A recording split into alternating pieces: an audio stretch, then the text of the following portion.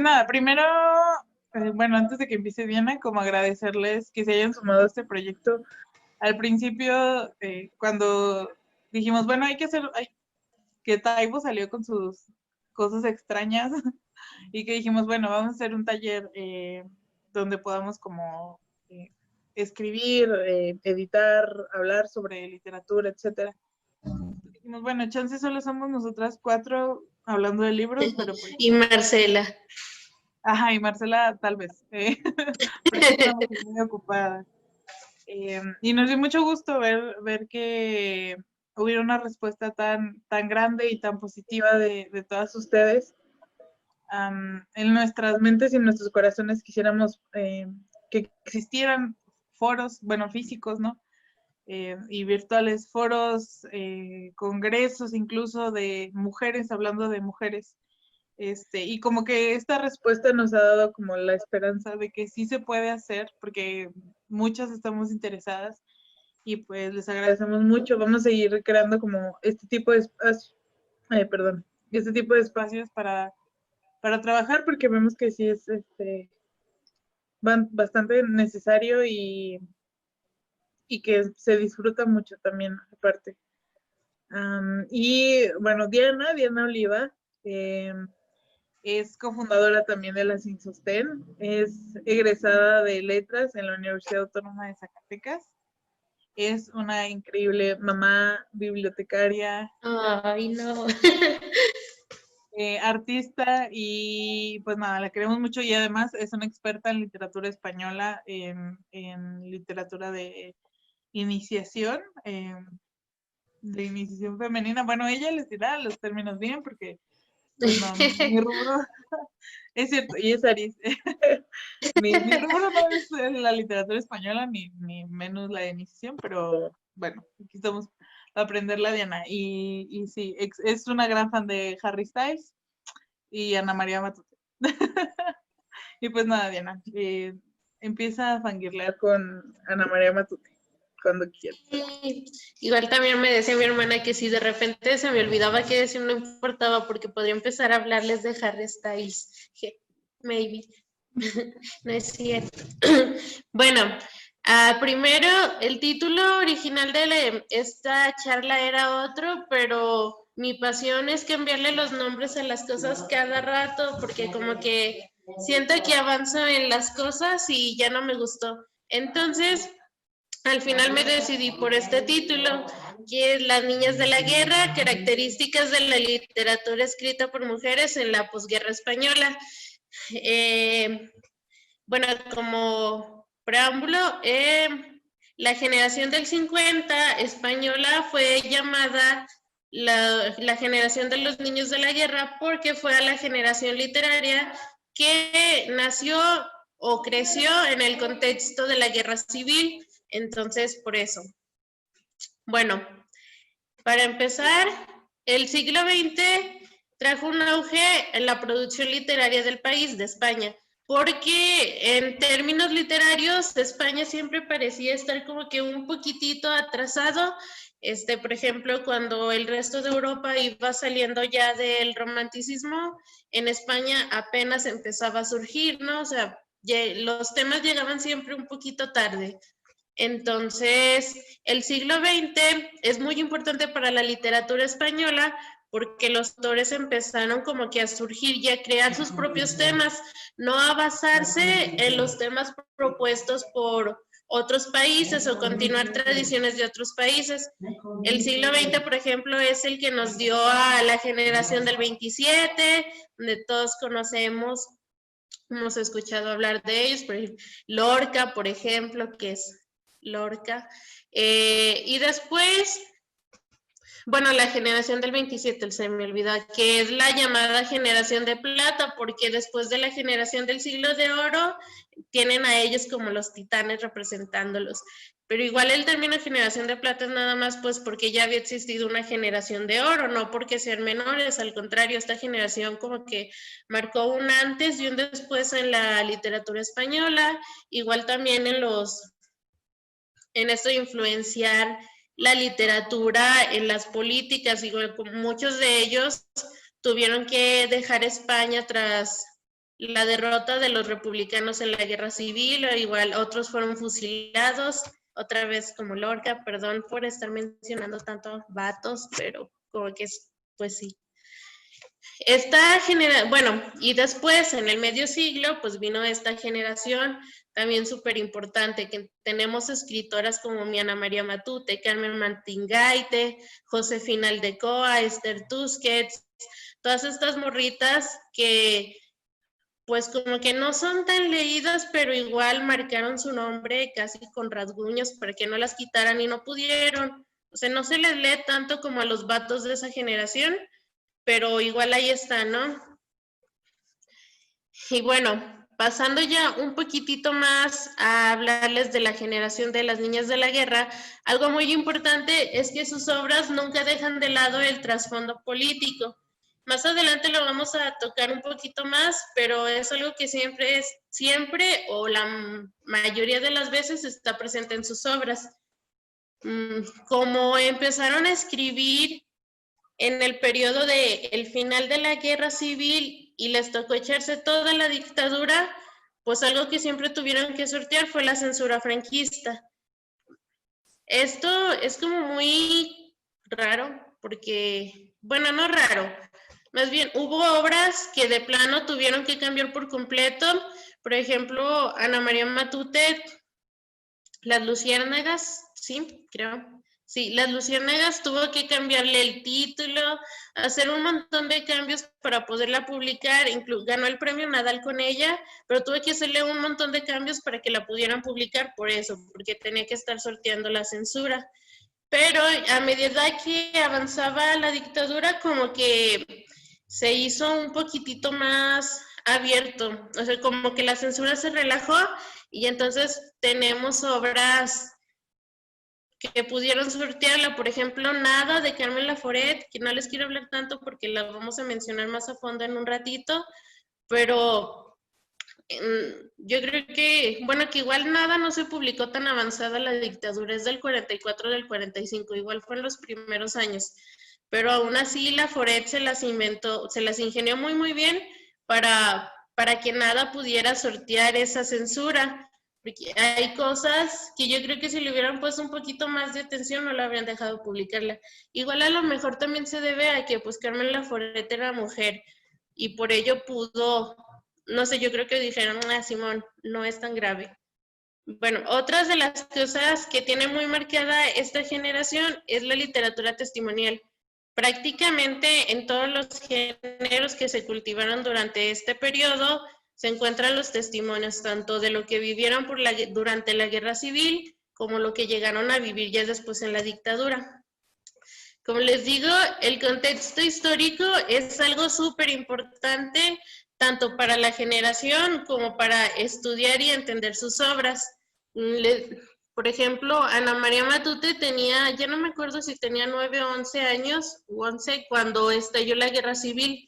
Entonces, a ella y a sus compañeras contemporáneas les tocó lo mismo, la incertidumbre de la guerra, los primeros años en los que a finales de la República había un montón de rumores que venían cosas malas, que si le prendían fuego a las iglesias por acá, que mataron a personas por acá, pero no se tenía como la certeza de qué estaba pasando. Ya después, con el alzamiento militar, pues entonces ya como que sí estaba más, estoy que, híjole, aquí vienen problemas. Y pues la guerra civil duró 6 años, entonces pues, les tocó echarse toda la guerra civil, crecieron en medio de los balazos, de las muertes, los bombardeos, y después cuando terminó la guerra civil, pues les tocó vivir esa etapa como de reconstrucción del país y bajo la dictadura franquista, ¿no? Igual apenas como que pues no vivían bien porque la dictadura pues ninguna dictadura es buena, ¿verdad? Pero aparte, por ejemplo, Ana María Matute vivía en Barcelona, entonces estaba el mismo problema que sigue ahorita, en que si Barcelona eso no es una parte de España, que lo que le importa a España es Madrid. Entonces, Barcelona fue una de las partes igual donde había más republicanos, entonces como que el peso de la guerra les cayó más fuerte pero igual como que las cosas estaban medio acomodando cuando estalló la Segunda Guerra Mundial. Entonces como que fue un periodo en el que estuvo lleno de cosas turbulentas, acontecimientos históricos súper fuertes, había un poquitito de calma y rápido venía una bomba, literal y metafóricamente, más fuerte, ¿no? Entonces, por eso como que estas escritoras no pueden dejar de lado por completo nunca nada referente a lo que les tocó vivir. Bueno, también vivieron el choque entre la vida durante la República y pues contrastarla con lo que les tocó vivir después fue muy fuerte. Por ejemplo, la República no era un gobierno completamente feminista, pero tenía cosas muy, muy feministas. Por ejemplo, el aborto era legal, las mujeres podían divorciarse, ya podías ir a la universidad sin tener que pedirle permiso ni a tu papá ni a tu marido, podías trabajar y el dinero que ganabas era tuyo, no tenías que decir, oye, ¿me puedo ir a comprar unos zapatos? Porque era tuyo todo. Y entonces llega Franco, se quitan todos los derechos, aborto, por supuesto que no. Las familias que se habían divorciado, a mí se me hace súper fuerte esto, porque las familias divorciadas tenían que volver a juntarse porque pues Diosito no lo permitía. Entonces, si a mí mi esposo me había dejado y se había casado con otra mujer y ahora tenía hijos con ella, tenía que abandonarla a ella, dejar a sus otros hijos y regresar conmigo, aunque nuestra relación ya la hubiéramos dejado en paz los dos. Como que a mí eso me hace muy feo. Igual también les tocó vivir esto de la escuela era un asunto totalmente aparte de la religión y del gobierno, y pues entonces regresa Franco, bueno, llega Franco y otra vez regresan los conventos de monjas, una escuela completamente católica. Las mujeres sí podían seguir yendo a la escuela, pero pues era igual, ¿no? Una escuela de oficios femeninos. No se llamaba así, pero era eso.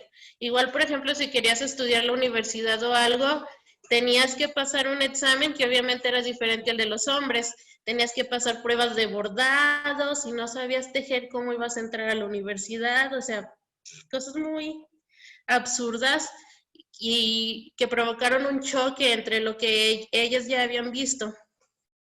Igual también les tocó esa etapa de reeducación para la población femenina. Cuando los militares ganaron la guerra y pues Franco tomó el poder, se dividió a la población en tres partes. Una parte era la población que estaba del lado del régimen, entonces, era la población a la que no se le tenía que hacer nada, ¿no? Es como que los conservadores, ellos apoyaban a Franco, estaban del lado de los militares, lo habían estado durante toda la guerra, pues no tenía ningún problema y no había ningún problema con ellos. La segunda parte, pues eran los comunistas, las mujeres feministas, las lesbianas, toda persona que hubiera tomado parte directa o indirecta durante la guerra, por ejemplo, quienes fueron enfermeras, maestras, o sea, todas ellas eran la población la población que era irrecuperable y a los que ejecutaron. O sea, los mandaron a esas cárceles que eran campos de concentración, los fusilaron, algunos no fusilaron a todo el mundo, pero pues sí a la mayoría, ¿no? Y la última parte de la población eran sobre todo mujeres, a las que no habían participado directamente durante la guerra, pero eran, por ejemplo, esposas de hombres que sí habían tomado lugar en la guerra o madres que sus hijos habían participado de alguna manera en el bando contrario. Y esa población, pues era la población que tenía más miedo del régimen, porque sabían que podían hacerles algo directamente por la participación que sus familiares tuvieron durante la guerra. Y esa población fue a la que se destinó para una reeducación. Entonces fue cuando se prohibió el trabajo de la mujer de nuevo, a menos que pues no tuviera otra más que no tuviera ya un esposo que la pudiera mantener. Una población a la que mandaron a los conventos, que eran igual como las cárceles, pero ahí estaban vigiladas por miembros de la iglesia, que obviamente iban a ver para que se condujeran de nuevo por el buen camino, para que ellas, las madres con hijos fusilados o las mujeres viudas, que habían visto de cerca la brutalidad que podía llegar a tener el régimen, pues obviamente le dijeran a sus hijos, ¿cómo vas a irte a pelear contra esto?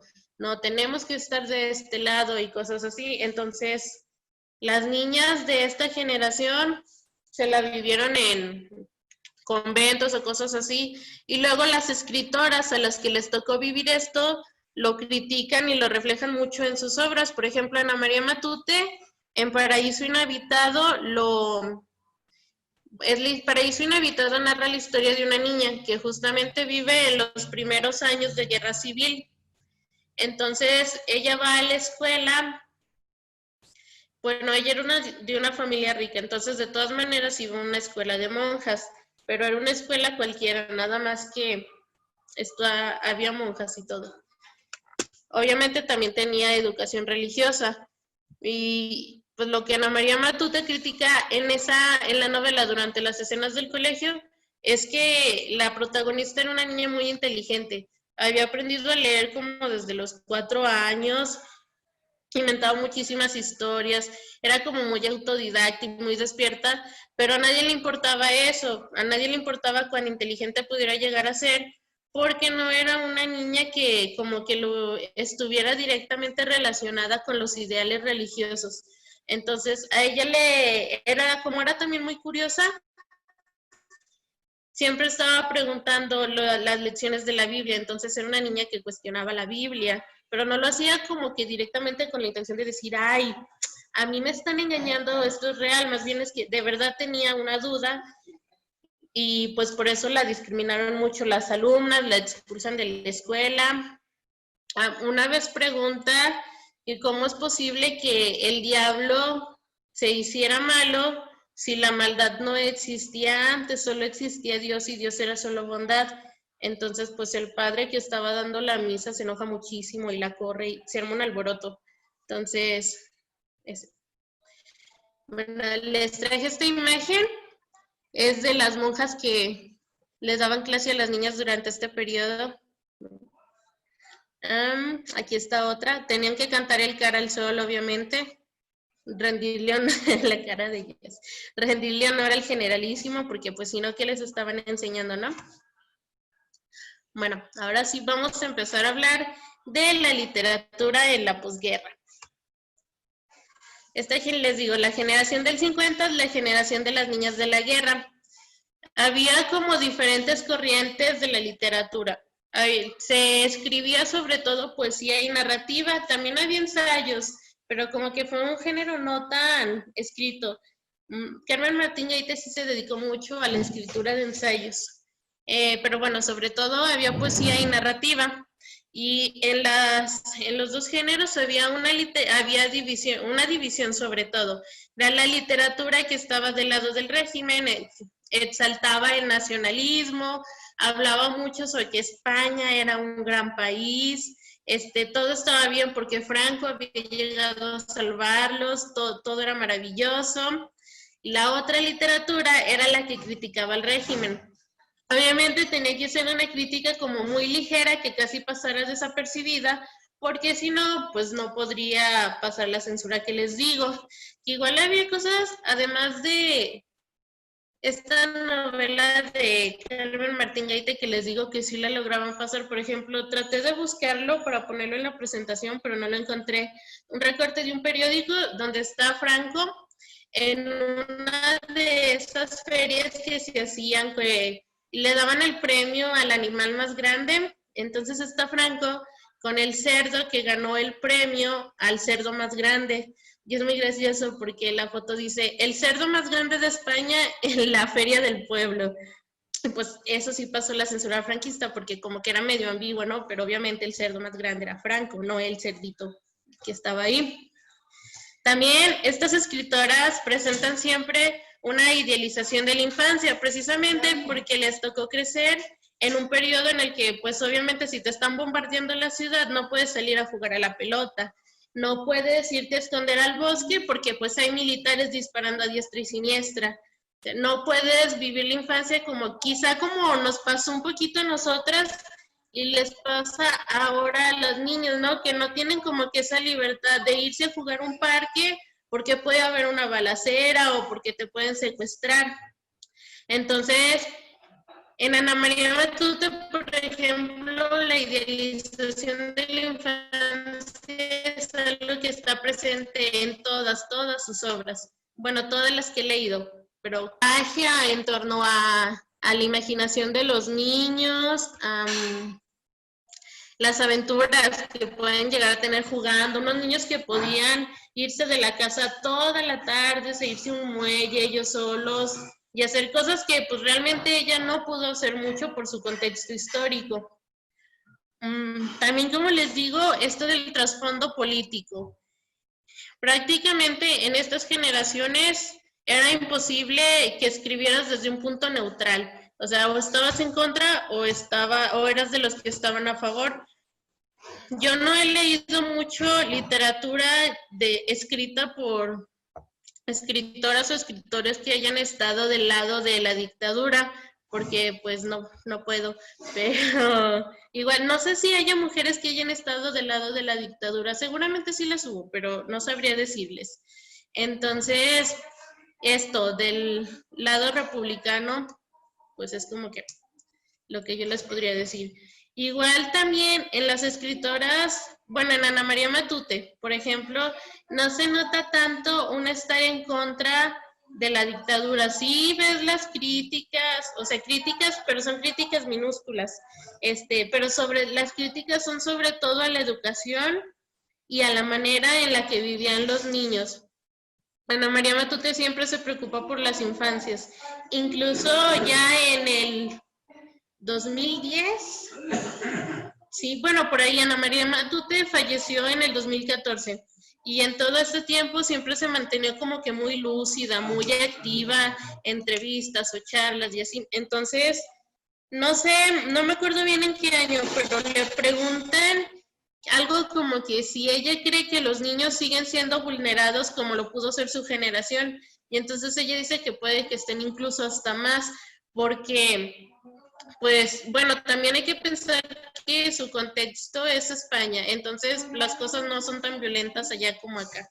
Y entonces ella dice que igual los niños ya no tienen que estar tan al pendiente de si les va a caer una bomba o que si sus papás están peleando en la guerra, pero que también son muy discriminados porque, por ejemplo, los cuentos infantiles, Ana María Matute fue súper lectora de Hans Christian Andersen y los hermanos Grimm, entonces te dice que ella los cuentos infantiles que leyó eran tal cual están relatados, no como ahora que las historias para niños o se les cambian los finales o se hacen más blandas. Criticaba mucho, por ejemplo, el final de La Sirenita de Disney, donde Ariel no se convierte en espuma y sí se casa con el príncipe, porque entonces estás creyendo que los niños no pueden leer eso, o que los niños son estúpidos y no te entienden las cosas directamente si se las dices. Entonces Ana María Matute dice, es que los niños son otra cosa, nada más que los gigantes no los quieren entender.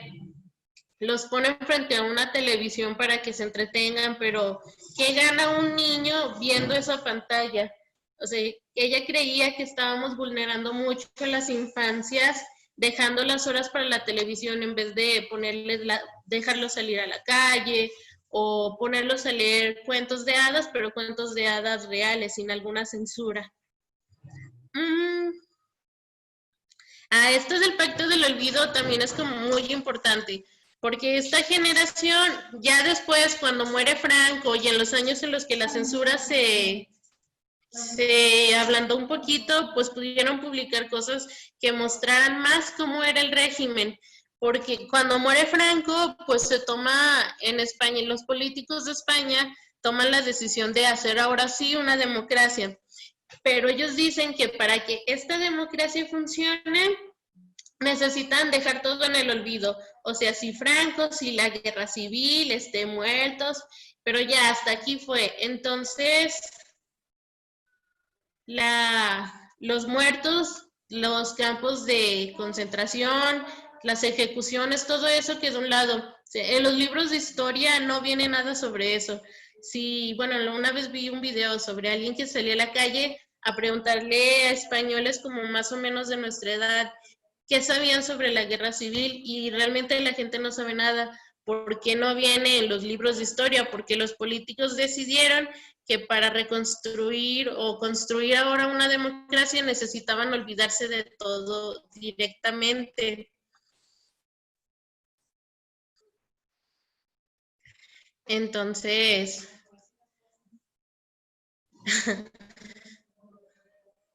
ay, perdón, estaba leyendo los comentarios y es que no había visto el chat.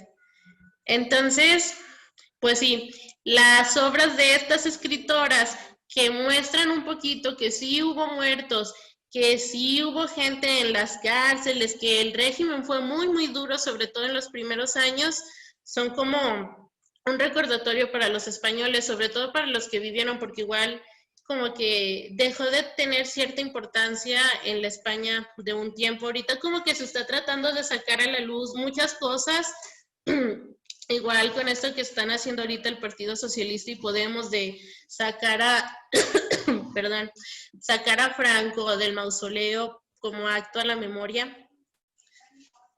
¿Por qué les decía esto? Ah, sí. O sea, guardan pues un vestigio de que sí sucedió. Los miles de españoles y españolas enterrados, quién sabe en dónde por ahí. O sea, pues retomando a Lorca, ¿no? Nadie sabe dónde está su cadáver todavía. Bueno, también, perdón, me emociono, esta escritura es lo que les digo, un testimonio de lo que sucedió en la guerra, pero desde la visión de los vencidos, de los que tuvieron que ir después a ver si sus parientes estaban en cárceles para que les dijeran, no, aquí no hay nadie, no, pues no está por ningún lado, desapareció. De las personas que tuvieron que retomar su vida en una España dividida, en una España pobre. Algo que aparece mucho en las obras de estas escritoras es que todos viven en casas que están como en ruinas. Y no te lo dicen directamente, pero hay mucha pobreza. O sea, ves, por ejemplo, en Nada, la casa de la familia de Andrea que se está como cayendo.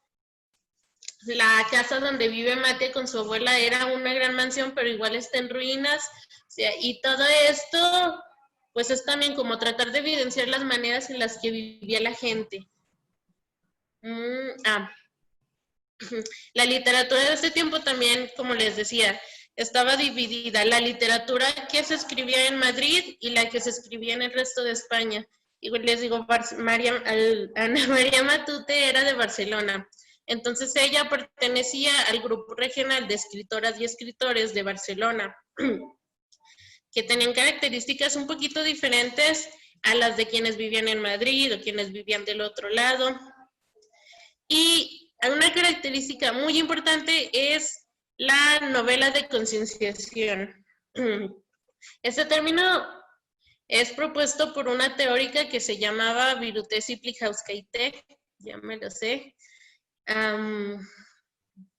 Y me gusta mucho porque es una categoría que propone específicamente para la literatura escrita por mujeres. Viruté habla que funciona para la escritura de mujeres españolas precisamente de la segunda mitad del siglo XX, pero yo creo que también puede aplicar un poquito para escritoras de otros contextos, pero eso es otra historia. Bueno, aquí en la foto están Ana María Mois, mi Ana María Matute y Esther Tusquets, siendo hermosas e inalcanzables. Les puse esta foto porque no son las únicas escritoras más representantes, pero sí son como que las que más influencia tuvieron. Bueno, sobre la novela de concienciación, Bueno, permítanme, voy a ver los comentarios del chat. El nombre, sí. Bueno, ¿tienen algún comentario o preguntas de esta parte para ya empezar con la novela de concienciación de fondo? De lleno, perdón.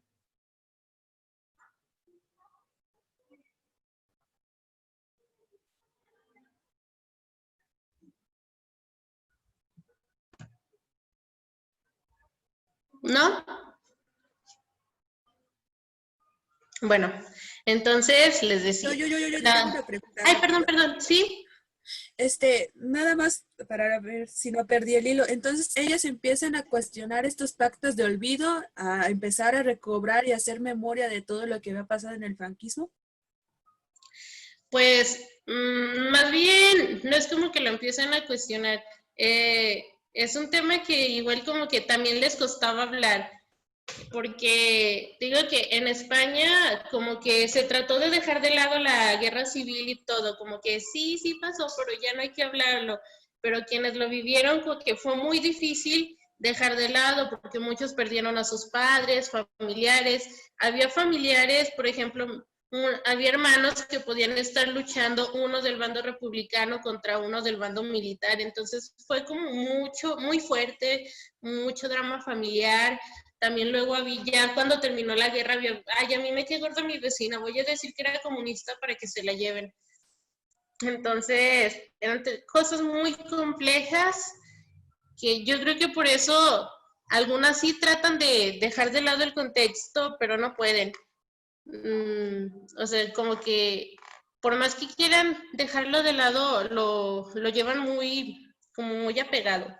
Ana María Matute incluso en Olvidado Regudú, que es una novela que está ambientada en la Edad Media, yo creo que igual tiene ahí como cosas que van con la guerra civil. Un día cuando ya no tenga que hacer, voy a hacer un ensayo sobre eso y ya les platico bien qué encuentro. Pero sí, como que nunca pueden deslindarse completamente de ello. Igual también algo de lo que dice Virutesi Plichauskaite es que las escritoras no pueden realmente dejar de lado el contexto histórico porque llevan mucho dentro de ellas todo lo que vivieron, sus vivencias personales, y por eso todas las novelas de esta generación de escritoras tienen muchísima relación con el contexto histórico y son autobiográficas, bueno, no son autobiográficas, pero tienen muchas características autobiográficas que ahorita les voy a explicar. No sé si sí contesté tu pregunta o me perdí. No, sí, muchas gracias.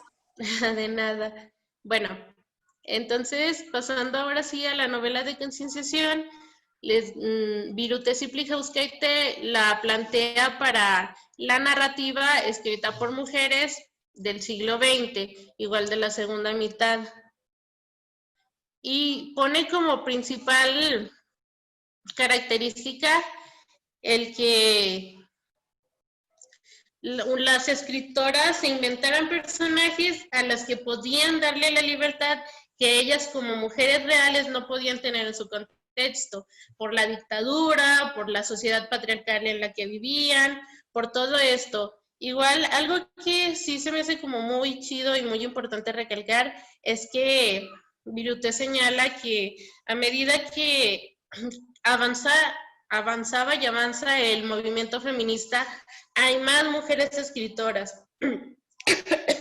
Ay, perdón. Entonces, igual es algo que creo que podemos ver ahorita, ¿no?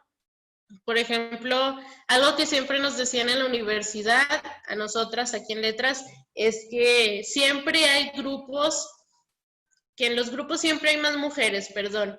Y pues es algo muy importante porque antes nuestras ancestras quizá no todas tuvieron la oportunidad de ir a una universidad, y el que nosotras ya podamos estar ahí y que seamos mayoría, incluso que pueda haber espacios virtuales como este o físicos en el que haya mujeres estudiando mujeres, es algo que le debemos al movimiento feminista, a nuestras ancestras, y se me hace muy chido.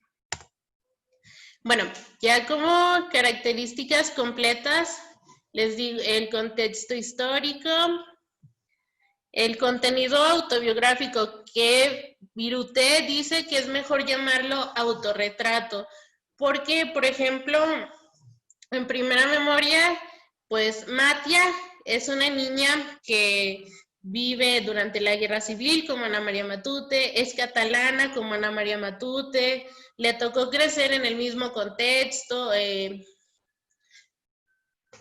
tiene un muñeco que se llama igual que el muñeco favorito de Ana María Matute. Entonces esas cosas son las que nosotros podríamos decir, es una novela autobiográfica. Pero Ana María Matute, ella misma decía, no, es que no son autobiográficas, porque pues sí están escritas en un periodo que a mí me tocó vivir, pero pues yo no hice nada de lo que hizo Matia, o sí. Bueno, entonces, Ciplijauskaite cree que es mejor llamarlo autorretrato, porque aunque la novela no retrate vivencias directas de la autora, como por ejemplo, no sé, que no retrate realmente algo que haya vivido Ana María Matute, Matia sí podría ser un retrato de la autora, porque era muy imaginativa, porque le gustaba mucho el bosque, porque estudió en las mismas condiciones que ella, porque la mandaron a vivir con sus abuelos, o sea, ciertas cositas que más que narrar la historia de Ana María Matute, pueden hacer un retrato entre autora y personaje, y eso es la siguiente característica que es muy importante. Tiene que existir un vínculo entre la autora y el personaje principal, aunque a veces no hay un personaje principal, hay personajes colectivos, como por ejemplo en Nada de Carmen Laforet, la protagonista es Andrea, pero el personaje de su tía Angustias y su mejor amiga, que, ay, se me acaba de ir el nombre, ¿era Edna?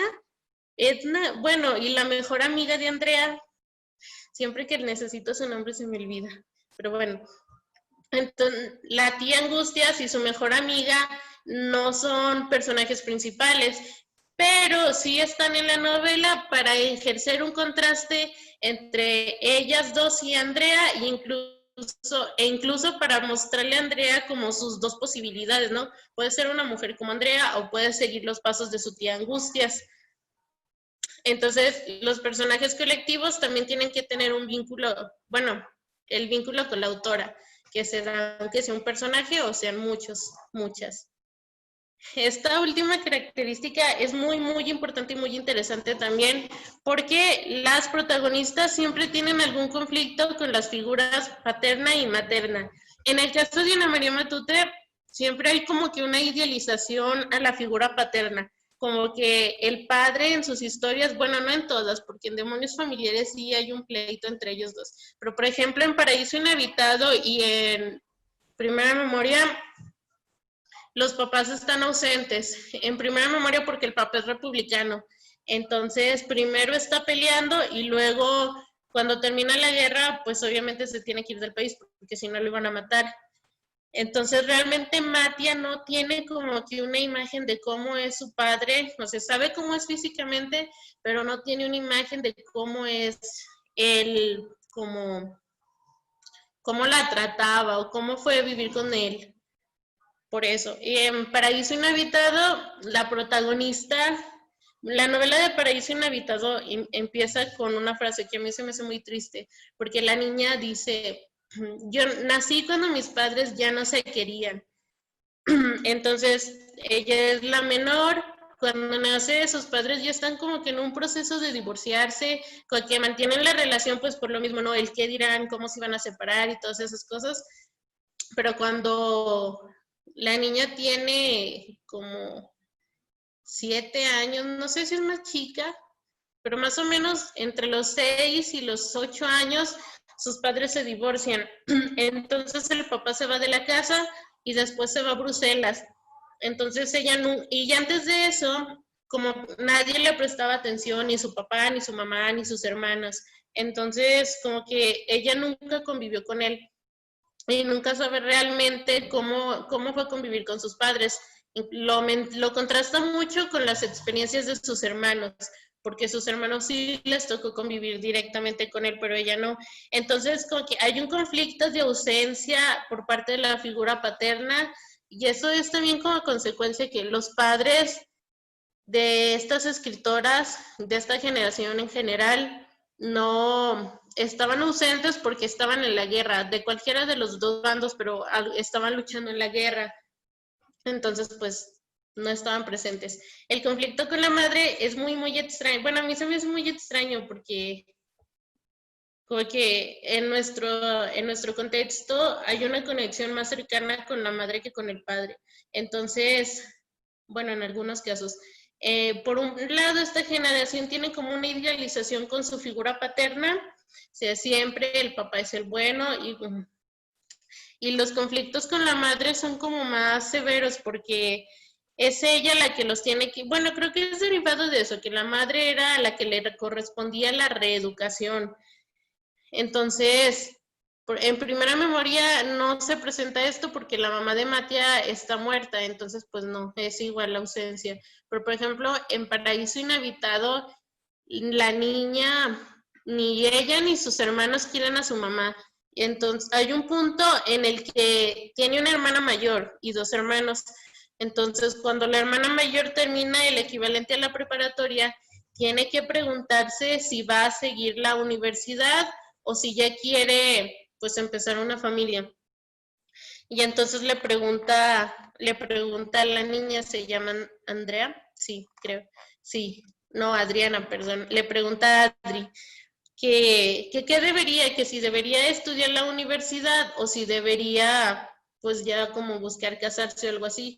Y entonces Adri le dice, Cristina, ¿quieres parecerte a mi mamá o quieres estudiar una carrera? Y Cristina le grita, ay no, porque no querían parecerse a su mamá, porque no querían tener que seguir ese mismo rol de madre encadenada a la casa. Y es como muy fuerte también. Bueno, aquí les traigo la portada de Nada y a Carmen Laforet. Les digo que esta es una novela muy, muy importante para la época, pues porque logró publicarse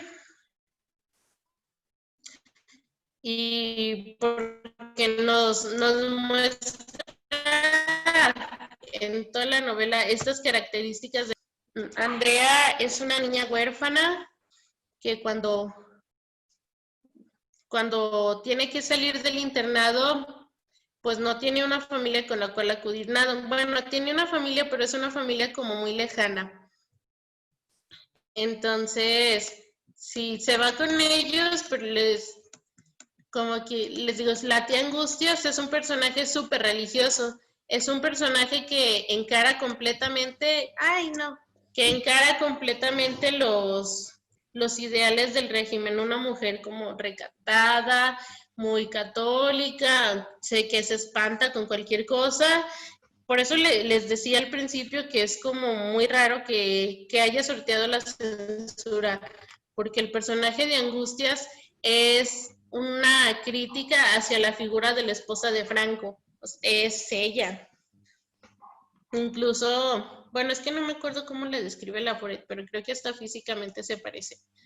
Entonces, bueno, a Andrea le toca irse a esta casa donde viven aparte dos hermanos que se la pasan peleándose. Y estos dos hermanos, uno es republicano, no me acuerdo, la verdad, a los dos les tocó pelear en la guerra. No me acuerdo si uno de cada lado o a los dos del mismo. El punto es que siempre estaban como peleándose y luego hay como un triángulo amoroso entre la esposa de uno de ellos y viven en esta casa que les mencionaba hace rato, que está como en ruinas, que tiene un montón de goteras, incluso la gente a veces piensa que no vive nadie porque está en muy, muy mal estado. Y aparte de todo, entonces luego aparece el personaje de esta amiga que tiene Andrea, que es, bueno, es de una familia rica, pero es una muchacha que va a la universidad y en un momento la quieren casar, pero ella no acepta porque ella no quiere como que casarse y convertirse en ama de casa. Quiere ir iban a ir después a Madrid a la escuela para estudiar. Algo también que se me pasó a poner en las características es que la protagonista principal casi siempre es escritora o tiene como que una profesión paralela a lo que quiere, a lo que se dedicaba la autora. En el caso de Andrea, por ejemplo, Andrea quiere ser escritora y eso hace como una conexión directa con Carmen Laforet. Igual Carmen Laforet también vivía en Barcelona y también vivía en la calle donde vivía Andrea. Sobre este vínculo de la profesión del personaje con la profesión de la autora, en Ana María Matute yo no lo veo tan directo con la profesión, porque en las novelas que he leído como que ninguna de sus protagonistas quiere ser escritora, pero sí tienen como que la misma capacidad imaginativa que tenía Ana María Matute. Entonces, por ejemplo, Adri, la protagonista de Paraíso Inhabitado, cuando leo yo lo que hacía ella y luego las historias o anécdotas de su niñez que cuentan a María Matute, es que obviamente se inspiró muchísimo en su infancia, porque tiene, por ejemplo, una vez Ana María Matute cuenta que a ella le gustaron mucho siempre los cuentos de hadas, pero también cuenta que le gustaba mucho leer, pero también inventar las historias.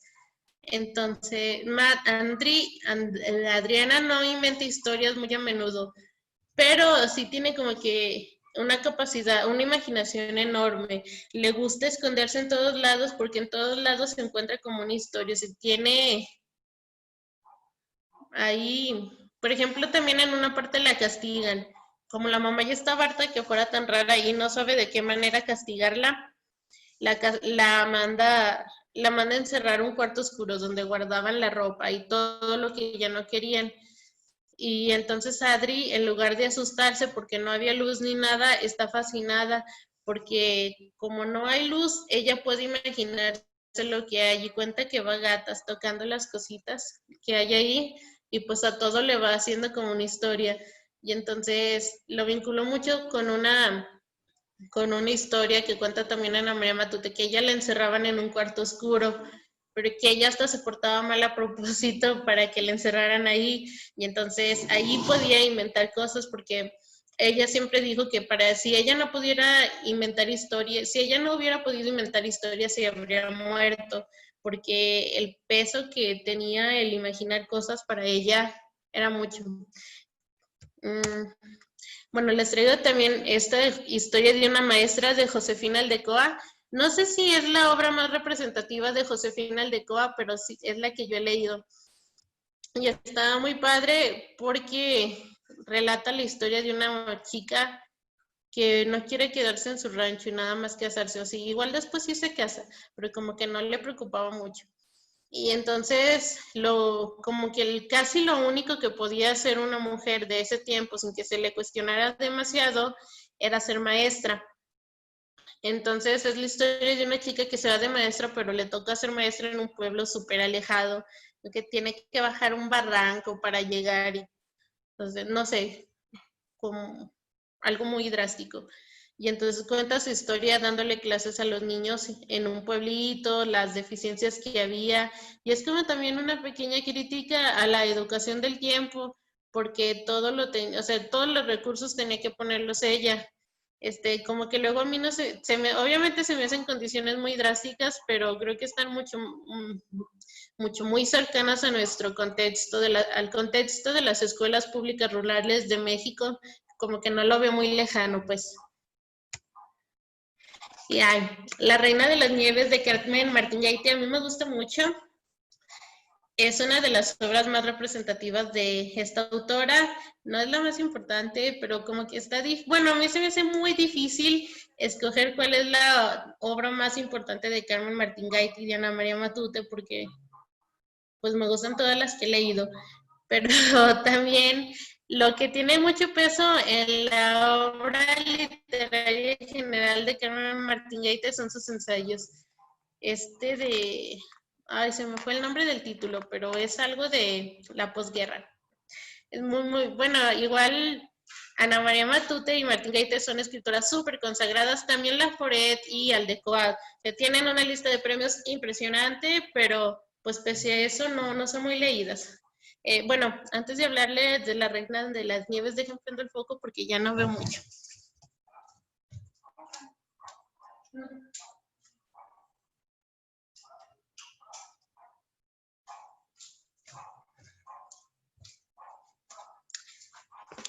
Listo.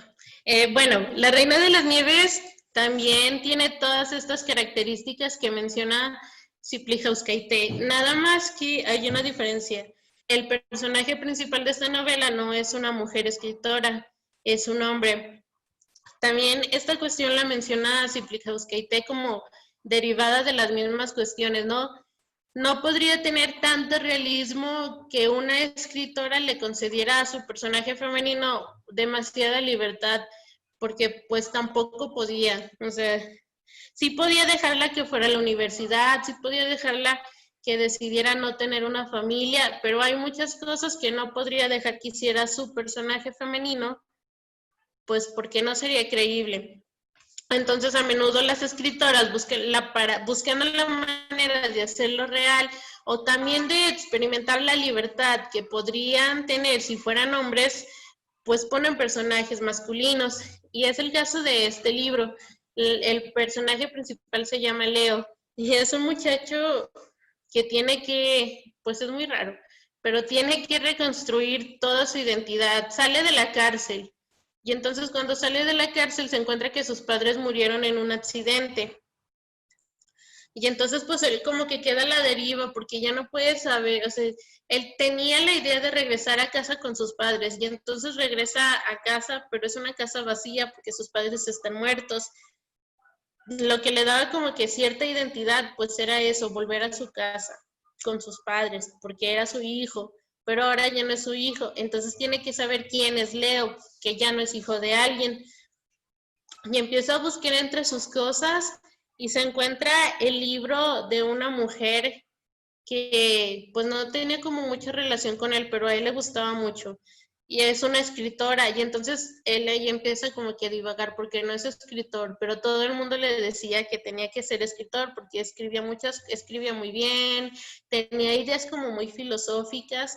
Hay mucha intertextualidad entre este libro y obviamente el cuento de la Reina de las Nieves, y también esta otra obra de Camus, El extranjero. O sea, está denso el asunto.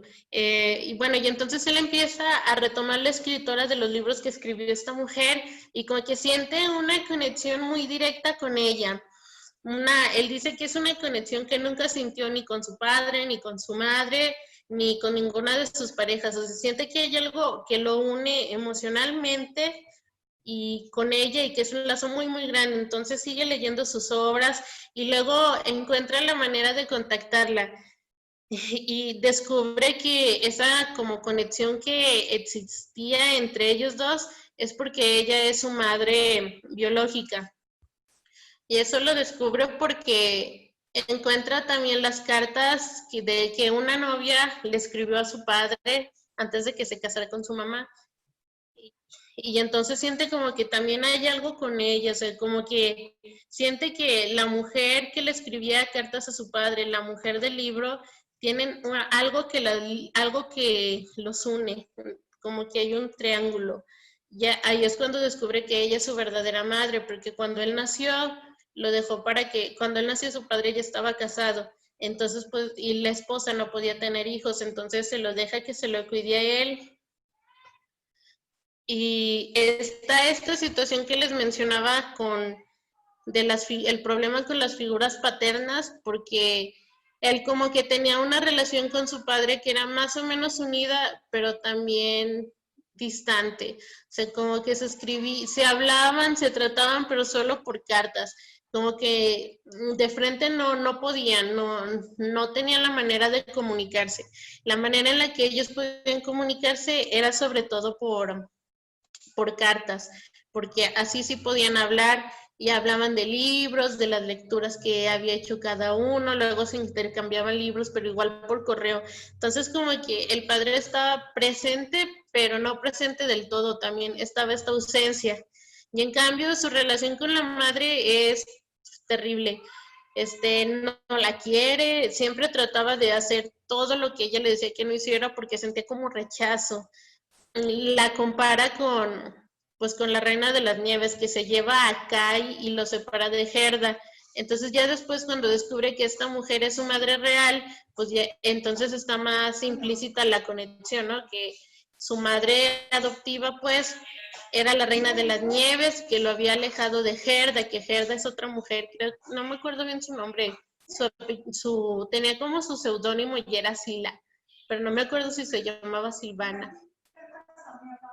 Entonces, también esta contraposición entre las figuras paternas está ahí como muy, muy intensa. Igual, la novela termina cuando él se encuentra con ella y ya. Y bueno, esta es mi Ana María Matute. Y Primera Memoria es una de sus obras más representativas, también es una de las que más se lee. Es la primera obra que yo leí de ella gracias a mi maravillosa clase de literatura española. ¿Qué hice? ¿Ustedes siguen viendo la presentación? Ya está. Bueno, esta obra también cumple con todas las características que nos menciona Cipli Hauskaites sobre la novela femenina o las características de la novela femenina contemporánea.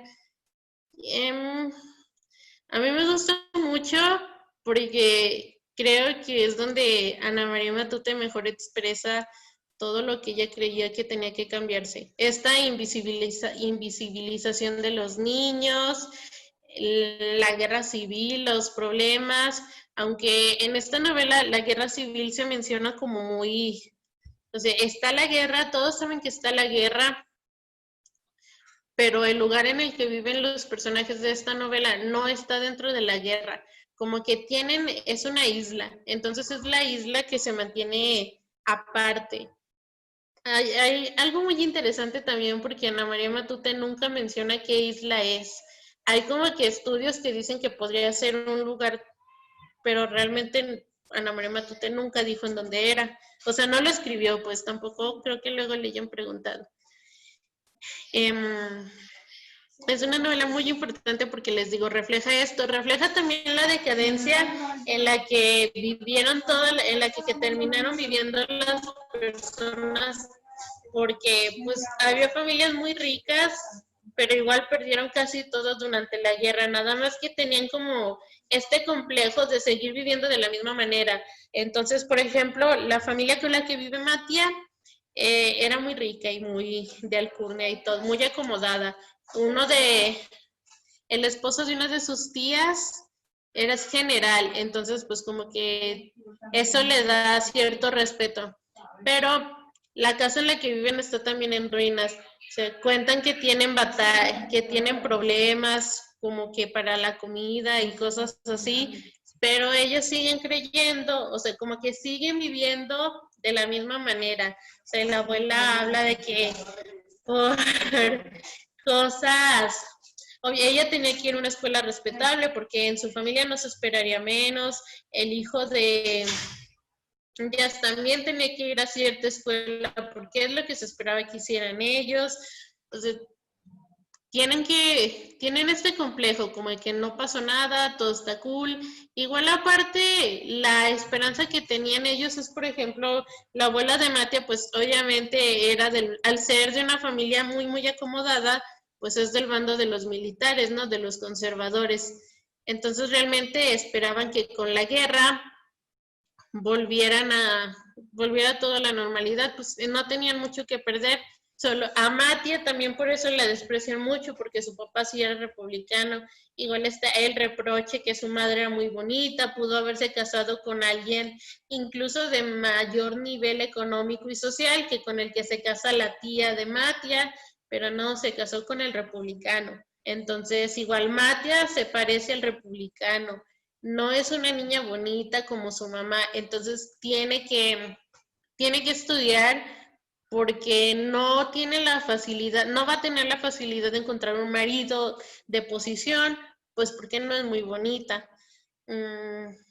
Y esto es como la manera que tiene Ana María Matute de criticar esa educación también. La novela termina cuando Matia ya la van a mandar al colegio de monjas para que estudie, pero está como que muy presente el rechazo que tiene Matia de convertirse en lo que su abuela quiere, pero no hay como un lado al que pueda hacerse, pues porque no tiene nadie más con quien irse. Después, bueno, ya no sucede en Primera Memoria, porque Primera Memoria pertenece a una trilogía y el que se llama Los Mercaderes. Entonces, en la siguiente novela, bueno, no en la última, porque la siguiente es Los Soldados que Lloran de Noche. En La Trampa se retoma la historia de Matia, pero cuando se retoma Matia ya es mayor, bueno, ya es una adulta, tiene un hijo, vive en Estados Unidos y tiene que regresar a España porque la abuela no se ha muerto y va a ser su 99 aniversario. Bueno, va a cumplir 99 años, pero quiere festejar el centenario porque cree que se va a morir y no va a llegar a los 100, entonces ni modo que no festeje su centenario antes de morirse. O sea, como que refleja esa parte muy, muy superficial de la población pese a todo. Pero bueno, volviendo a Primera Memoria, Ana María, mi alma, tú te recalca mucho la crítica en eso, porque hay diferentes escenas en las que se ve como que las figuras que para la mujer, las figuras femeninas que había, ¿no? La figura del ángel del hogar, que obviamente era la más aceptada y que obviamente era la que Matia tenía que convertirse. Entonces, pero también se critica esta figura con el contrapeso de la tía, que ella sí se pudo casar con alguien de un nivel alto, un general, pero vive bajo el alcoholismo. O sea, a ese personaje nunca, nunca lo ve sobrio. O sea, siempre siempre trae un vasito con coñac o con cualquier cosa que tenga alcohol encima porque no puede estar sobria, no aguanta la sobriedad. Y yo siento que es parte de esa crítica, ¿no? O sea, no tuvo la posibilidad de o hacer otra cosa o casarse con quien ella hubiera querido, como la mamá de Matia, pues tiene que vivir bajo las drogas, porque de otra manera no puede aguantar el vivir con la abuela, el tener un hijo que probablemente no fue deseado, pero la mamá de Matías sí lo tuvo, pero se casó con un republicano, que yo creo que eso no lo critican a María Matute, pero igual la mamá de Matías está muerta, entonces es como muy fuerte todo el asunto. Igual también algo que denuncia mucho o muy seguido Ana María Matute es esta discriminación hacia los catalanes, que igual la vemos todavía nosotras. Por ejemplo, hay un personaje, que el de Manuel, que es un niño, pero es un niño catalán. O sea, todos ellos son catalanes, ¿no? Pero como que él era catalán y además pobre. Entonces son dos cosas que en conjunto pues no se podían. Y entonces su papá también es catalán, era republicano, entonces lo matan a balazos y dejan su cadáver tirado ahí. Es como que, pues X. Y el hijo, Manuel, se lo tiene que llevar arrastrando a la casa. El padre no les quiere dar sepultura. O sea, a Manuel le hacen un montón de cosas horribles, que le matan a su perro, luego lo acusan de un robo, pues igual para mandarlo a la cárcel y pues, o sea, creo que él trata de defenderse, decir que no fue, pero pues, ¿cómo le iban a creer al niño catalán pobre en lugar de creerle al Borja, que era primo de Mate, que era un niño de una familia de bien, súper blanco? O sea, ¿cómo? Igual también en otras novelas, en otros cuentos, por ejemplo, también Ana María Matute señala muchísimo esto, ¿no? El de los niños pobres que vivían con piojos. O sea, en Paraíso Inhabitado, por ejemplo, cuando ya va Matia a la escuela de monjas, dice que la escuela estaba dividida en dos partes. La parte en la que estudiaba ella y las demás niñas y la otra parte, la parte de una tribu, porque para ella se los mencionaban como si fueran una tribu, eran los pobres, que obviamente no podían juntarlas con las niñas ricas, que si jugaban algo que es como voleibol y se les iba el balón al lado de ellas, pues ya ni modo, ¿cómo? ¿Qué podían hacer? Ya lo habían tocado ellas, pero luego a veces sí podían jugar a aventarlo por el patio dividido y regresarlo, pero solo de vez en cuando, porque no podían convivir con ellas siempre. ¿Qué iba a decir la gente, no? Y es como que lo que más denuncia ella, más que denunciar la guerra civil, porque la guerra civil suele aparecer, pero muy, muy de fondo, porque por eso es que sus historias en su mayoría las protagonizan niñas, pues realmente, no sé, piensen si estallara una guerra ahora y nosotros tuviéramos 10 años, habría miedo, tendríamos miedo, pero muy probablemente no sentiríamos las noticias como las sentirían los adultos, ¿no? Quizá, igual ahora con esto de la pandemia, quizá nosotras estamos al pendiente de los noticieros, nuestras mamás están al pendiente de los noticieros, los adultos estamos en general al pendiente de los noticieros, pero los niños a lo mejor no lo tienen tan claro. Las niñas como que no van a la escuela y saben que no se pueden hacer ciertas cosas, que hay que tener ciertas precauciones, pero no saben por completo qué está pasando. Entonces, en primera memoria les digo que todo el mundo sabe que hay una guerra y que los papás de unos se están peleando contra los papás de otros, pero eso es lo que saben de la guerra, saben que sus familias están viviendo como están viviendo por la guerra, pero no ven las balas, o sea, no ven los muertos. También en Paraíso Inhabitado, pues está bien porque es una niña de 10 años y aparte vive como muy desconectada de su mundo. Pero igual, o sea, ya ve que le prendieron fuego a la iglesia de a 2 calles de su casa y es como que, ay no, pues quién sabe qué está sucediendo. Ve que de repente la manera en la que las educaban cambia, que las monjas en lugar del hábito ya traen pantalones y es como que esto está raro, pero igual no sabe el contexto completo. Ya después, cuando estalla la guerra por completo, pues sabe que ella ya no está en Madrid con su mamá, está con su tía en un castillo en otra parte de España y sabe que por la guerra no puede ir con su mamá y no puede ver a sus hermanos, pero no sabe realmente qué es todo lo que involucra la guerra.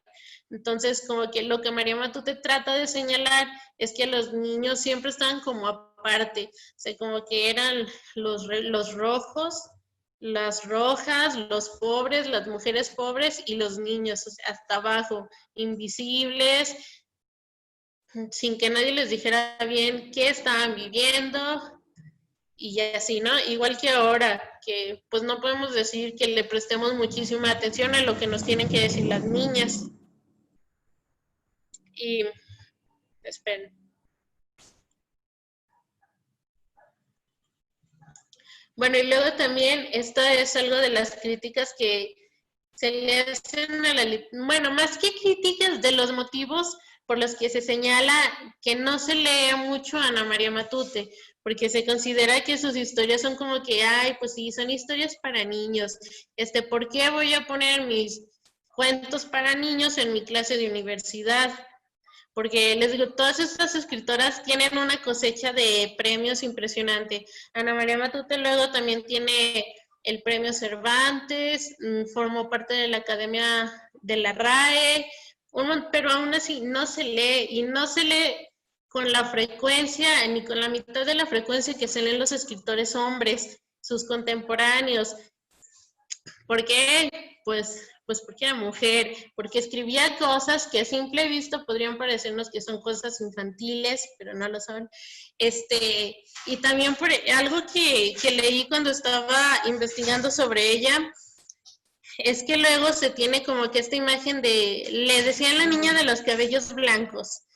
Y es como que, ay, pues sí, suena súper tierno, a mí me gusta mucho ese apodo, pero leí que luego ese apodo puede ser como puede funcionar para desprestigiarla, ¿no? Es que tenía mente de niña, es que escribía como niña, es que escribía cosas de niños, y pues por eso está a un lado en la historia de la literatura, en las escuelas de letras, en las de nosotras no, pero pues, y así. Y bueno, no sé, yo es todo. No sé si quieran hacerme comentarios, dudas, sugerencias.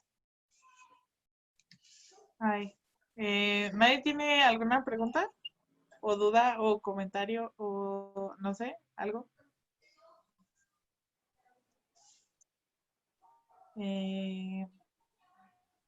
Pues bueno, ya que nada, yo aprovecho.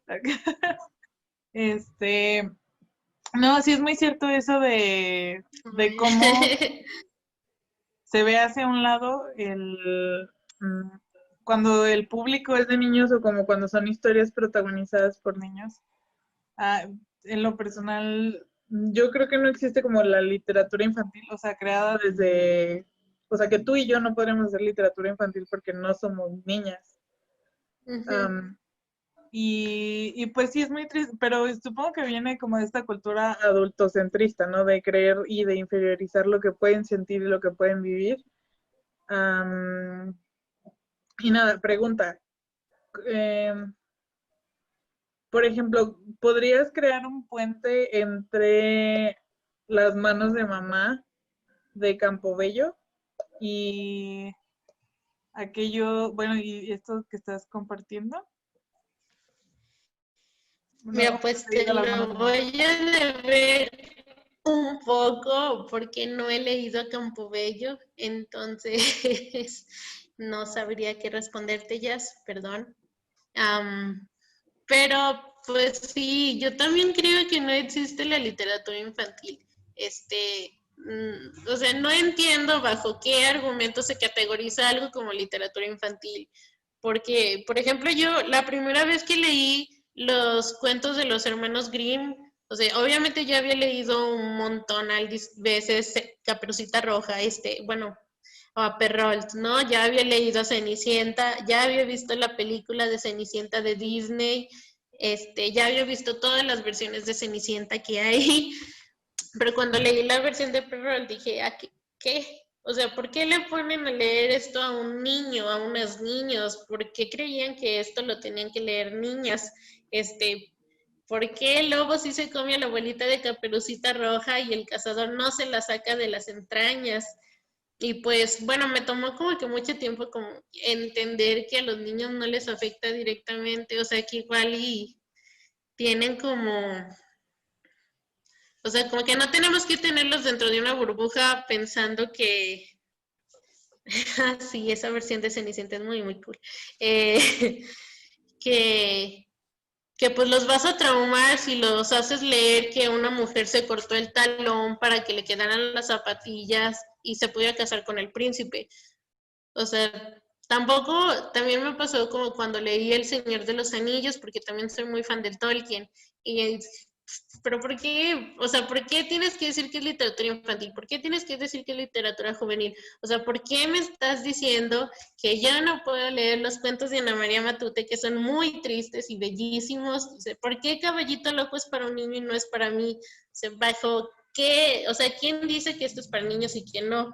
Igual también otra cosa que se me pasó decirles es que no me acuerdo si fue Ana María Mois, decía que también a Ana María Matute luego no se le tomaba la debida como la atención necesaria o eso, aparte de que pues, ay, es que vive siendo una niña, o sea, está súper viejita, pero es una niña. Es que también España no tenía como mucha tradición de cuentos, o sea, cuentistas no hay muchas, ni muchos. Entonces, pues también como que, ay, ella escribe cuentos, escribe novelas muy cortas, sí, ok, y eso. Pero perdón, te prometo que voy a leer a Campobello.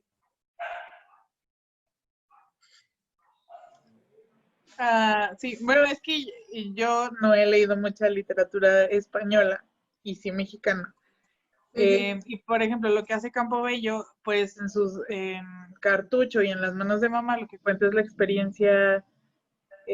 Ella tenía como 5 años o así cuando estaba la revolución, vivía en Parral, Mm, que estaba así como todo el show ajá, revolucionario porque sí, Chihuahua es la sí. revolución. Y entonces ya de adulta de adulta retoma todo esto y crea unos cuentos bellísimos, muy poéticos sobre muertos, ¿no? O sea, todos son muertos, porque a diferencia, por ejemplo, de Primera Memoria, a Campobello sí, de que ve ahí los muertos. Hay un cuento que como que dice que se enamora de ahí un cadáver que queda. Y hasta dice, ¿no? Como quisiera que mataran otro aquí enfrente de mi casa. Y es otra, tal vez otra perspectiva más como salvaje. Bueno, no salvaje, Ujú. sino como más cruda. Sí, sí. Pero tiene como muchos de estos elementos que tú mencionas, pues de que está hablando en Ujú. primera persona, que es una niña, que es la guerra y todo eso. Entonces, pues nada, se me haría bien chido que Sí. hiciéramos un estudio de, de, Ja. de otras visiones desde la infancia sobre guerras o Ujú. movimientos sociales. Y ya, pero ahí luego. Jaloyas. Igual es que pues también Viruté era experta en literatura española, por eso su categoría la establece principalmente, pero igual yo leí también a Ana Clavel, y creo que en Ana Clavel hay también muchísimas de estas características. Se me pasó la característica principal, que es la de escribir en primera persona. También cuando leía Mercedes Cabello de Carbonera, que ella, no me acuerdo si es peruana, bueno, era peruana o argentina, también yo siento que en Blanca Sol podría haber tintes de este tipo de novela, de la novela de concienciación. O sea, creo que sí puede aplicar en general para escritoras de diferentes partes, pues por lo mismo, porque Viruté parte de la premisa que en la sociedad, en una sociedad en la que como mujeres no nos podemos expresar de ciertas maneras, no podemos hacer ciertas cosas, pues lo hacemos en la literatura. Y realmente es que todas estas escritoras, incluso nosotras, estamos muy dentro de una sociedad patriarcal que nos impide decir o hacer ciertas cosas, por más que yo sea feminista o por más de que yo esté tratando de construirme, igual hay muchas cosas que todavía no podría permitirme hacer. Pero Ana, gracias Karina. Ajá, entonces sí. Por eso yo creo que esto que dice Viruté podría aplicar para muchísimas mujeres, muchísimas escritoras de diferentes países. Esperen mi próximo escrito algún día sobre esto. No sé si quieren comentar algo más. Marcela, va. Sí, Uy. yo creo que sí, un poquito precisar que a lo mejor, digamos, estas autoras no son tan conocidas en el mundo más amplio de los lectores y lectoras, pero, y eso es algo a lo que se enfrentó también Diana en la tesis. En realidad, la academia sí le está dedicando mucho tiempo a Ana María Matute. Entonces, tanto Martín Gaite como Josefina Ondicoa, Laforet y Ana María Matute son autoras que sí se estudian mucho en las universidades, en el mundo académico. En la UNAM hay muchas tesis sobre estas autoras. Aquí también en Zacatecas hay varias tesis sobre literatura, sobre narradoras españolas y ya próximamente otra. Entonces creo que, digamos, en esta difusión a los lectores no necesariamente académicos, pues sí es menor y todo mundo dice, ay, sí, García Lorca, que pues sí, claro que es un gran escritor. Obviamente. Ajá, o incluso el éxito que no sabemos todavía muy bien por qué tuvo Pérez Reverte, que hace que mucha gente lo conozca y hasta lo lea todavía. y lo vanagloria. Sí, comparado con esos lectores, ¿no? Pero creo que en la academia sí se está haciendo un buen trabajo. Esa es una parte esperanzadora en el sentido de que no siempre el mundo académico es tan cerrado o tan clausurado como a veces pensamos, y la muestra es que sí hay bastantes trabajos, hay tesis, artículos, hay muchísimos artículos sobre estas escritoras, y pues eso es algo Sí, bonito. sí, eso es algo que luego también como que se me olvida, porque nada más como que en cuanto a lectores, ya fuera de la academia es donde falta muchísimo. Que les digo, son autoras súper consagradas académicamente hablando, o sea, premios. Ana María Matute tuvo un montón de premios, eso que la RAE la reconociera, o sea, pues sí, no cualquiera. Ay, qué oso con que Pérez Reverte lo adapte Netflix.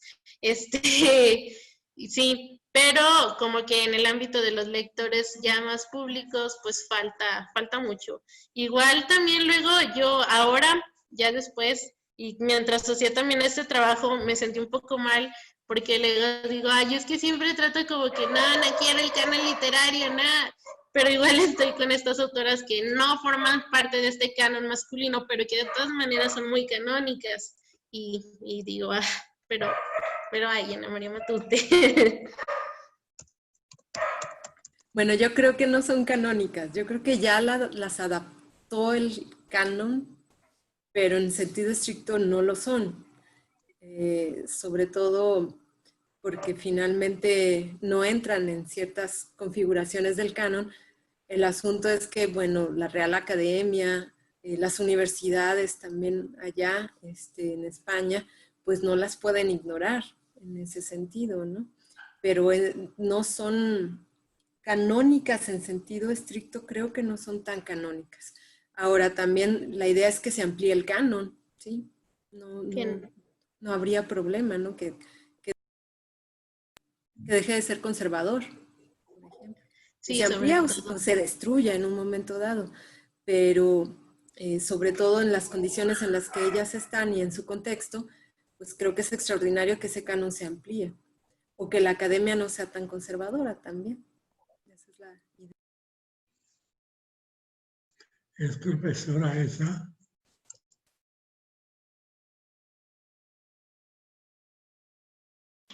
No sé, ¿alguien quiere hacer otro comentario o no sé, algo?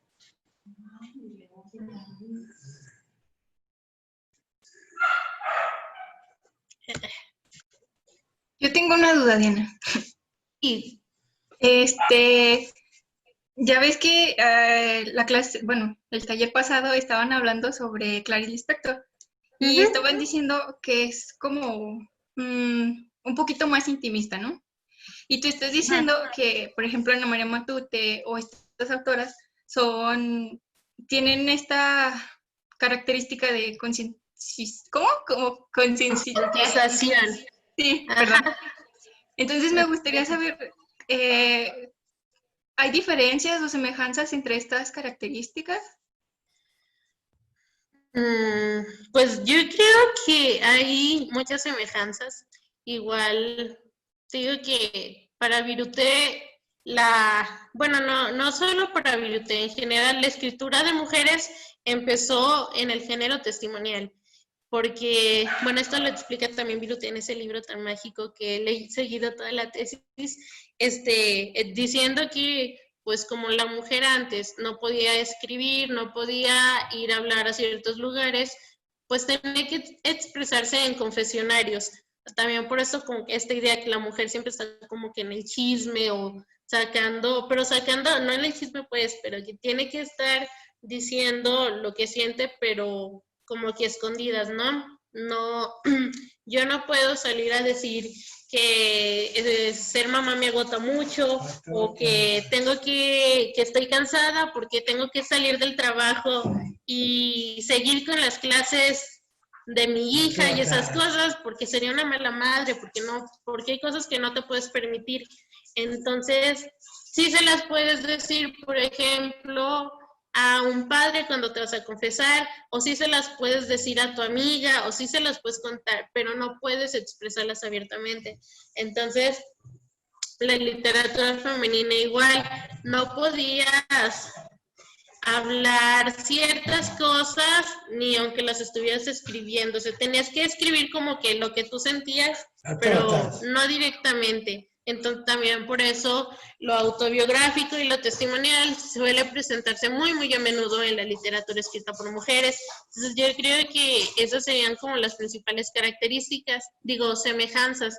Las diferencias ya serían como que la manera en la que se hace, como lo de los diarios que comentábamos ayer, que hay diarios de escritoras que van como más enfocados a seguir reflexionando en torno a la literatura. Ayer se me pasó el ejemplo, pero por ejemplo, yo sí he leído los diarios y las cartas que dejó, que publicaron de Tolkien, porque Tolkien ahí da como muchos vestigios para entender mejor toda la Tierra Media. Como que en las cartas dicen, no, pues es que Gandalf es una concepción de esto, pero luego hay diarios o cartas de escritores que sí son más personales, por lo que yo diría que a mí no me gustaría que leyeran mis diarios, porque mis diarios son como que vivencias directas, ¿no? Y pues qué oso.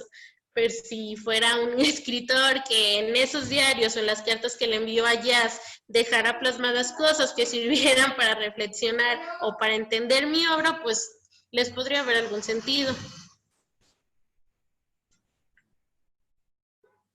Muchas gracias. De nada. Espero haber respondido bien.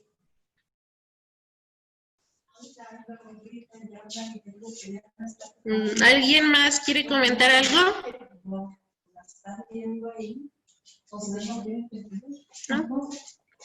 Yo tengo una consulta. Justo ayer con lo que estábamos viendo de cómo se trataba de encontrar rasgos biográficos en las obras de las autoras. Entonces, ayer comentábamos que percibíamos que había un sesgo, ¿no? En cuanto a esto.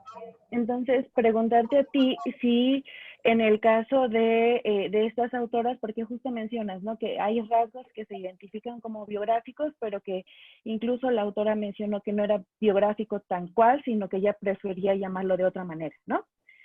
Entonces, preguntarte tú cómo percibes esto. Si en el caso de estas autoras, justo al momento de estudiarlas, hay un interés de encontrar rasgos biográficos y qué tanto ayuda eso o no a que se pueda estudiar a la autora. O sea, es algo que suma, ¿no? El que se traten de encontrar rasgos biográficos, o tú consideras que no sería necesario. O sea, que es tal el material que nos dan las autoras que no habría ninguna necesidad de encontrarle rasgos biográficos ni para bien o para mal.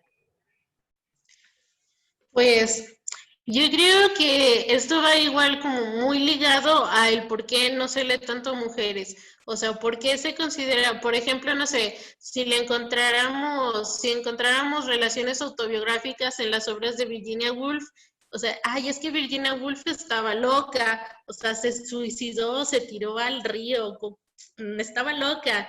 Y es muy diferente a encontrarle cosas autobiográficas a autores, no, porque a ellos no se les trata de demeritar su trabajo relacionado con cosas que hicieron. Por ejemplo, Hemingway, que era súper violento y súper ebrio, como muchísimos escritores. Ay, era un genio creador. Edgar Allan Poe, o sea, sí, el opio, sí era alcohólico, sí era muy violento, pero sus anécdotas en las que fueron muy violentos se cuentan como que con gracia, o sea, no que sean graciosas, que tiene gracia, que haya sido una persona muy, muy violenta, pero si una escritora hizo X o Y cosa, entonces sí se le relaciona con su vida, entonces sí fue esposa de Octavio Paz, sí estamos hablando de la esposa de Octavio Paz, no de Elena Garro, la escritora que hizo muchísimas cosas, que principal exponente de tal o cual cosa aquí, no, estamos hablando de la esposa de Octavio Paz. Entonces yo creo que en esta generación de escritoras el contexto histórico es muy importante y leerlas entendiendo este contexto es muy importante, pero tendría que encontrarse un punto en el que relacionar o analizar situaciones que pudieron vivir no nos haga tener como, o sea, no nos haga como que crear visiones o nos entorpezca la lectura o nos haga prestarle menos atención a su obra porque a fin de cuentas está hablando de algo que ella vivió. O sea, creo que vale muchísimo la pena revisar el contexto de estas autoras, leerlas sabiendo todo esto, pero no quedarnos nada más con esto, o sea, igual no quedarnos nada más con que, ay, pues refleja la guerra civil, o sea, ver, analizar todo esto, ¿no? Y, entonces, te digo, me enoja mucho eso, que, no sé si te haya contestado bien o tengas alguna otra duda.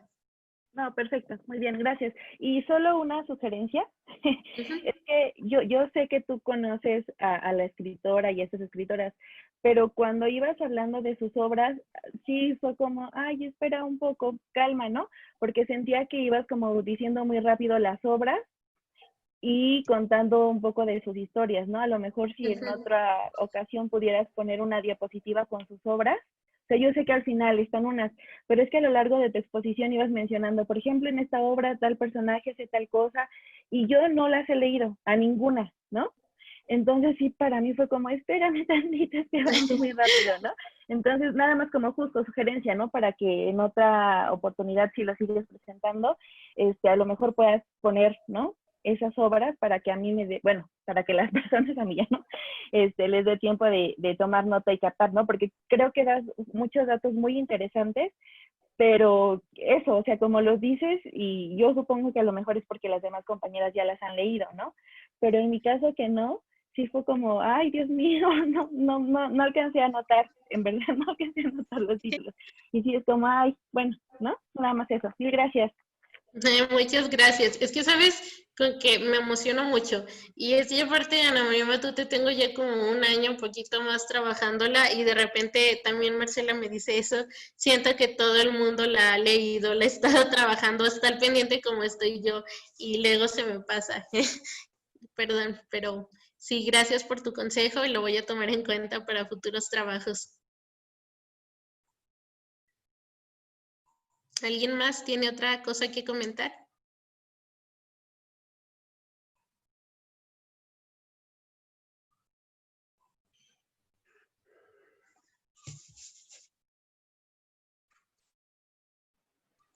Creo que no. Creo que ya ahora sí. Yo te iba a preguntar algo, pero ya se me olvidó, perdóname. Ajá, igual si nos puedes pasar como una lista, como de tus lecturas recomendadas para entender como este tema en específico, porque yo sé que todas las escritoras tienen, o sea, si las googleamos van a salir así como un montón. Ay, entonces chance como que las que tengan como mucho más que ver con estos temas, porque evidentemente trabajan como más cosas. Ya me acordé de que estabas diciendo de que a veces se centran mucho como de, hablan lo de la guerra española, y ya como que nada más, creo que las que trabajamos como este tipo de literatura que se denomina como menor o que entran en géneros así como, pues como comentaba Paula, ¿no? Como lo intimista o ciencia ficción o fantástica, etcétera. A veces se pierden eso, ¿no? Como que cuando le ponen la etiqueta que normalmente solo funciona para fines editoriales, se pierde como el sentido amplio y creo que en general trabajamos como para demostrar que pues no solo es eso, ¿no? No solo es una obra para niños, sino que tiene un montón de análisis profundo y muchas técnicas narrativas ahí, pues que estudiaron, ¿no? Que le hicieron con muchas ganillas y que ahí está como muy estructurado algo y ya como que es lo que andamos ahí buscando cuando analizamos obras. Pero si no era pregunta, ya me acuerdo. Bueno, pero sí, ahí nos pasas la lista de obras Sí, que nos ayuden a entender más, porque sí es cierto, nosotros porque nos leímos varias de estas, pero pues si no supiera, sí. está complicada. Entonces, ¿nadie más tiene una pregunta o comentario acerca de este tema? O, o de otra cosa que Diana creen que les va a contestar.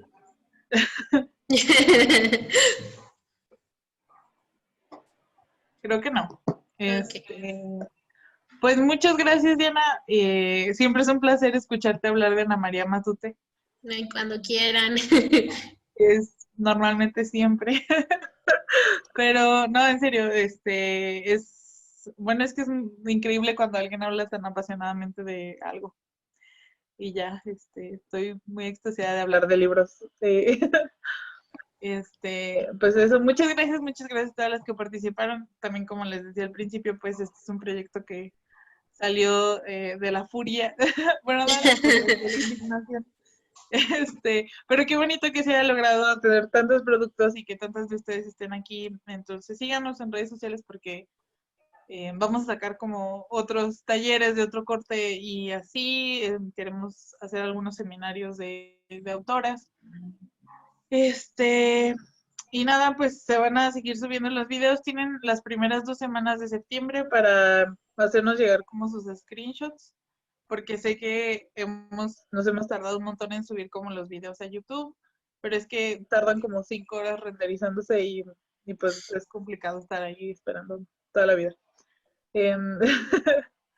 No, gracias a ustedes, de veras. Si no, si no nos mandaron su nombre completo, bueno, igual les vamos a mandar la constancia. Si tienen algún problema con su nombre o que esté mal escrito o que le falte un apellido, lo que sea, pues nos dicen para cambiarlo, porque, pues sí, para que tengan su constancia bien. Estoy leyendo los comentarios. Sí, Ay, Diana, muchas gracias. Por qué 2 bueno años. que les gustó. Gracias por escucharme. Y ya, siguen a Diana en... Es que Diana, cambias mucho de arrobas, pero... Ay, perdónenme, es que tengo problemas con la identidad, pero en Instagram es, bueno, se los puedo escribir mejor, porque igual luego como que me da vergüenza no decir mis nombres en voz alta, pero igual ahí estamos.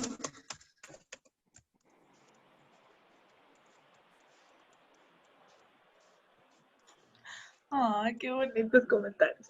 Sí, ay, me van a hacer, voy a tener que apagar la cámara para empezar a llorar.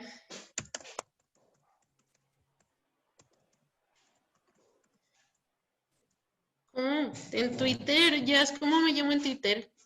Ay, eres di-algo. Ah, sí, ya me acordé. Ah, ok. Ya le iba a buscar. Gracias.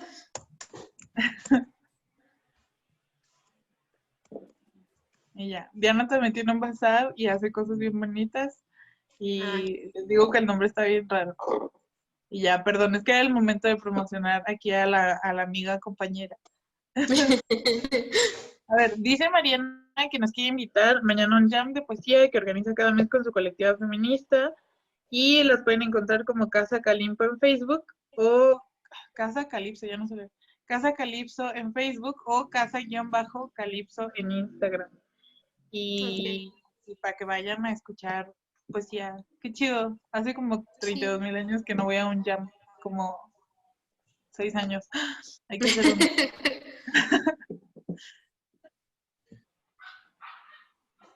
Sí, de hecho, ustedes también aprovechen para promocionar sus colectivas, sus foros, sus blogs, lo que sea que tengan. Sí.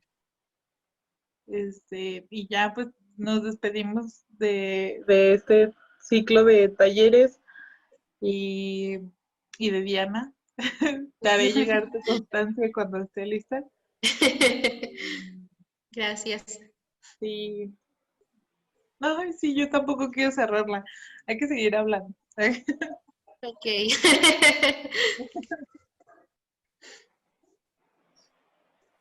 Ah, por cierto, Marcela, decían que dijiste que nos ibas a compartir unas lecturas y nada, nomás recordatorio para que las mandes. Prometo el lunes mandarles todos. Es que esta semana fue un poco caótica por el inicio de clases, pero sí, el lunes se los mando a Yáscara, para que es la que nos presiona, la que sabe ejercer presión y claro que sí.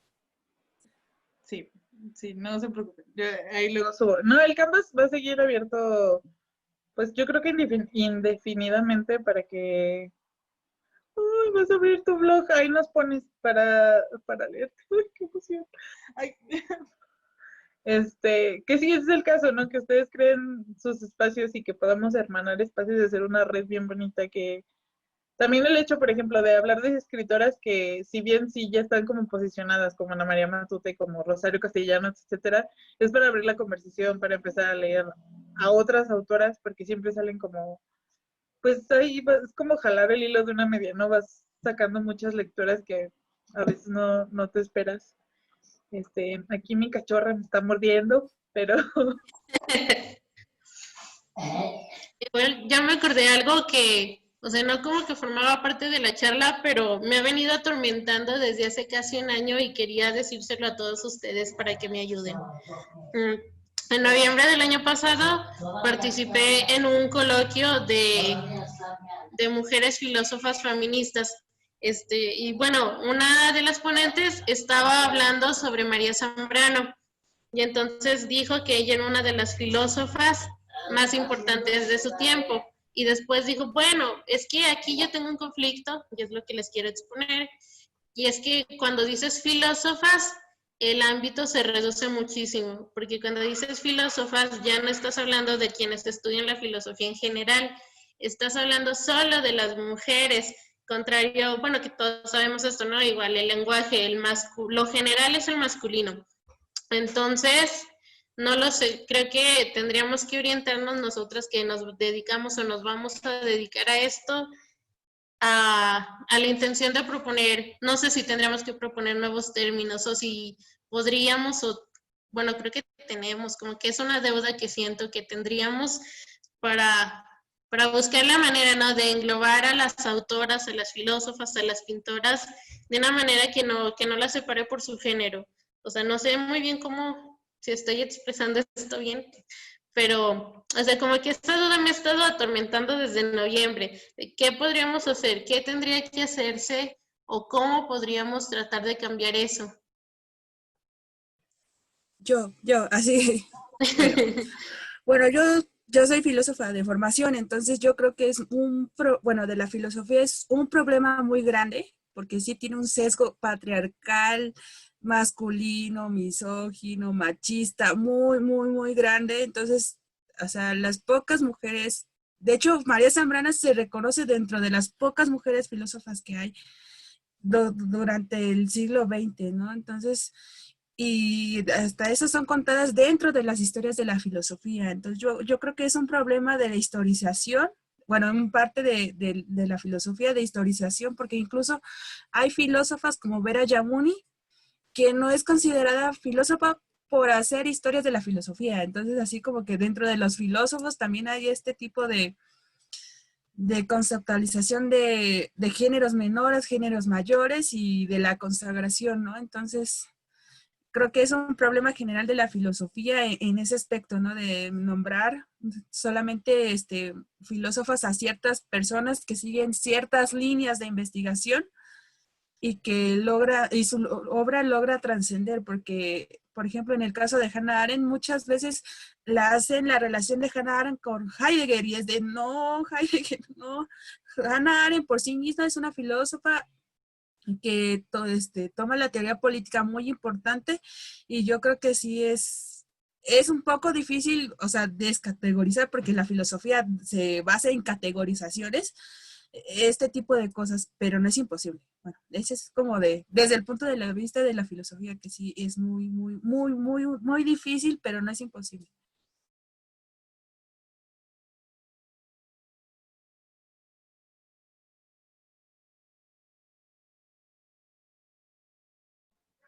Pensé que ibas a decir algo, Diana, y solo nos quedamos en silencio.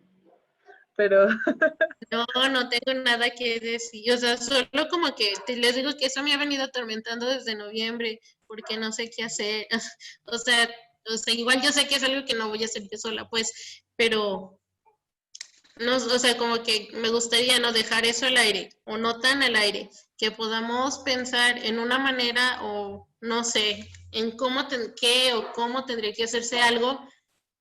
Lógicamente tendríamos que empezar, o se tendría que empezar por que las escuelas también dejen de, las escuelas, las historias de la literatura o de la filosofía, dejen de seguir también este camino patriarcal, porque pues obviamente es lo que hace la principal división, ¿no?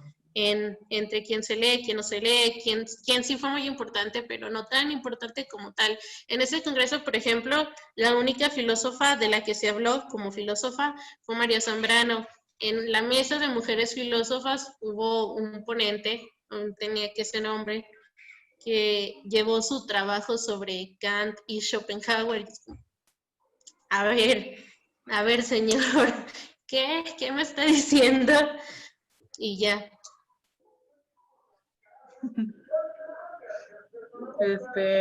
pues sí, sí es cierto, por dos. No, es que bueno, es realidad, ¿no? Como que, perdón, está el señor de los churros acá afuera. Bueno, pero no, sí es cierto, en todos los foros, recientemente pues en febrero, que parece que fue hace mucho, pero no tanto, no teníamos este día que se hablaba como del feminismo, pero había ahí como hombres también hablando desde teorías como de hombres, o sea, como que a veces no se delimita bien, creo, también este tipo de espacios. No tenía nada que ver con, mira, también fue ella al Congreso, aquí en los comentarios. Yo digo que una cosa que podemos empezar a hacer es hablar en femenino, o sea, y en todo el tiempo. Por ejemplo, yo en la escuela, bueno, yo estudié Derecho, pues ahí no vemos nada, o sea, de verdad nada. Estaba, pues también en marzo, que parece que fue hace 5 años, Fue la fiscal especializada de la Fiscalía para Entender la Violencia en contra de las Mujeres y ella pues estaba quejando de que estudió en la misma escuela que yo y que desde entonces pues, o sea, cosas tan básicas como la Declaración Universal de los Derechos de la Mujer y la Ciudadana de Olam de Gush, o sea, eran cosas que no nos ponían a leer o que la mayoría de los estudiantes de Derecho, por ejemplo, no conocen, no sé, a esta, ¿cómo se llama? A María Talavera, que fue esposa de uno de, o compañera, no sé, de uno de los hermanos Flores Magón, o no conocen a Hermila Galindo, o figuras, ¿no? Importantes en el derecho y en la historia incluso de México. Entonces, lo que yo he optado por hacer últimamente es, o sea, hablar en femenino, hasta los ejemplos y todo, es como, no, cuando vamos con la abogada, las magistradas, no, sí que las juezas, o sea, y poner todos los ejemplos en femenino y tratar de hablar todo el tiempo en femenino. También ahorita con la pandemia yo siempre me refiero como, no, las doctoras están haciendo un ejemplo, un esfuerzo, un trabajo muy grande, ¿no? En la pandemia. Y, o sea, trato de englobar como que a todo el género de la humanidad en el femenino, o sea, porque de esa manera estás visibilizando a las mujeres, o sea, y estamos tan acostumbradas a escuchar, no que el abogado, no que el escritor, no que el juez, que el doctor, y, o sea, ¿y por qué estamos acostumbradas a eso, no? A nosotras tratar de encajarnos en el género masculino cuando no, o sea, y lo masculino es la base y no sé, de toda la humanidad, ¿no? Entonces, no sé, o sea, este ejercicio de hablar en femenino en todo momento y al revés, o sea, hacerlos encajar a ellos en lo femenino y se sacan de onda, la verdad, o sea, cuando tú haces todos tus ejemplos o todas tus cosas en femenino, se sacan de onda y hay muchos que se molestan, que se enojan y ¿qué? ¿Nosotros qué? Pero pues hay que hacerlo, o sea, porque esa es una manera también de visibilizarnos y de darnos cuenta de que nosotras no somos una cosa aparte, una cosa, pues sí, aparte, un subgénero de la humanidad, sino que también somos la humanidad, ¿no? Y que, por ejemplo, las mujeres no son un subgénero de los escritores, sino que ellas también son escritoras. Entonces, no sé, podemos hacer eso, compañeras. Ha funcionado, más o menos. Sí, yo coincido con Claudia y creo que para mí ha sido muy poderoso el poderme nombrar a mí, ¿no? Y decir yo una, ¿no? Una mujer. Entonces, y yo creo que eso es muy importante porque nos visibilizamos a nosotras mismas, ¿no?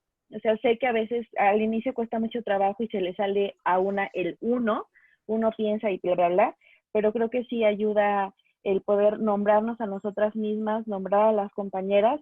Y justo yo recuerdo que en alguna de las clases que tuvimos aquí, alguien mencionaba sobre, decía que poetiza no, ¿no? Por esa carga negativa que tiene, ¿no? O sea, como una poeta mujer, ¿no? Como, entonces que a lo mejor justo podíamos usar poeta para hombre y para mujer, ¿no? Que no había necesidad de hacer un término aparte para las mujeres, como si su trabajo literario no tuviera la calidad suficiente, ¿no? Entonces, yo creo que sí, ¿no? Y que también tiene que ver con una discusión del lenguaje, ¿no? O sea, esta cosa que dicen que, por ejemplo, el presidente es válido, pero presidenta no, porque quien preside al ente, entonces sería la mujer presidente, ¿no? Y que entonces le está la crítica y de, pero sirvienta no hay problema. O sea, si una mujer, si te refieres a una mujer como sirvienta, ahí el ente y demás no importa, porque es sirvienta y sirve, pero en presidenta sí nos genera ese conflicto de lenguaje, ¿no?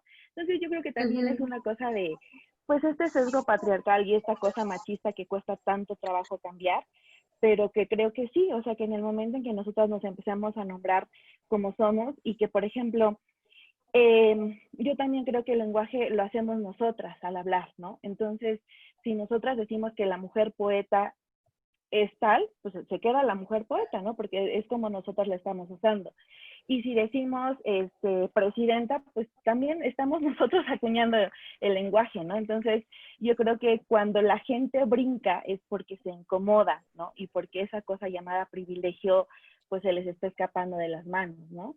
Entonces, que en el momento en que nosotras usemos esas palabras, las palabras que nosotras decidamos o que consideramos que son las mejores para nombrar o que las que menos sesgo causan, pues estamos aportando ya con eso, ¿no?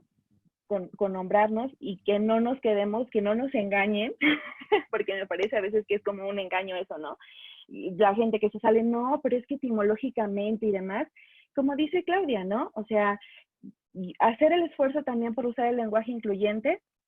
Yo trato de hacer todo el tiempo el lenguaje, usarlo, y cuando veo que no, entonces digo, bueno, las personas que estamos aquí reunidas, ¿no? O sea, pero no usar el todos, porque creo que eso también es parte de una postura política y que no nos estamos visibilizando, y porque además, siendo realistas, la mayoría de las mujeres en las escuelas, en los trabajos, en las universidades, somos mujeres, ¿no? Entonces, si aplicamos esa regla de la mayoría de gente que está aquí, pues entonces siempre vamos a usar el femenino, y ni modo. Gracias. Claro, muy cierto. Y aparte, bueno, la realidad se configura aquí, no en el diccionario. O sea, también es como bien chistoso que cuando se empezó a querer usar el neutro o el femenino, hayan salido a defender diccionarios y libros y que no tiene mucho sentido, pues, porque sí, al parecer, habla Diana, tranquila, nomás abre tu micrófono, ¿no? Ah. Estaba saludando a Yaneli, perdón. No, perdón, es que pensé que estás levantando la mano. Eh, bueno, eso, ¿no? Pues sí, o sea, ustedes sigan usando el femenino y es cierto, nombrarnos es bien importante. Y si, por ejemplo, en el ejemplo ese de la poetisa, pues creo que yo nunca me he sentido muy cómoda hablando de poetisas y poetas, sino que es la poeta, sí, en todo caso, ¿no? Si quieren decir. Y si no, pues empecemos a decirle poetastro a Octavio Paz y ya, que ardan las redes sociales. Sí, yo igual nunca he usado el término poetisa porque, pues no sé, como que se me hace como parecido al, no sé, no me gusta, pues, pero, ahora no sé. Igual, en mi trabajo, por ejemplo, o sea, somos como 20 personas las que trabajamos en esa parte de la oficina. Solo hay 2 hombres.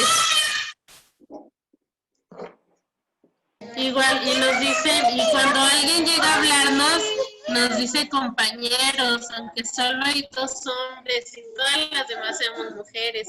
O sea, porque ahí pues no aplican lo que según ellos dice el diccionario, ¿no? Que cuando es mayoría de un género se habla según ese género.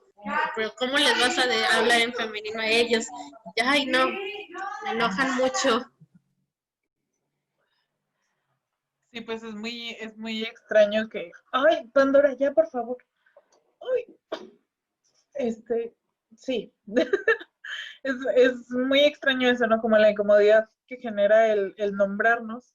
Y creo que por eso es importante, ¿no? Nombrarnos todos los días y leernos y escucharnos, porque también es difícil a veces crear este ejercicio de sororidad incluso, ¿no? Como de ponernos atención, de saber qué realidades están viviendo las compañeras de al lado y cuáles tú y compartirlos, porque al final pues es una plática que nunca se nos ha permitido, ¿no? Más que a escondidas y aparte, como lo escribe Castellanos, ¿no? O sea, se ironiza, ¿no? Como si lo que dijéramos no importara. Bueno, me refiero a este poema de identidad, ¿no? Donde dice, mujer de palabra, no de muchas. Bueno, ahorita no lo puedo citar correctamente, pero creo que sí saben cuál es.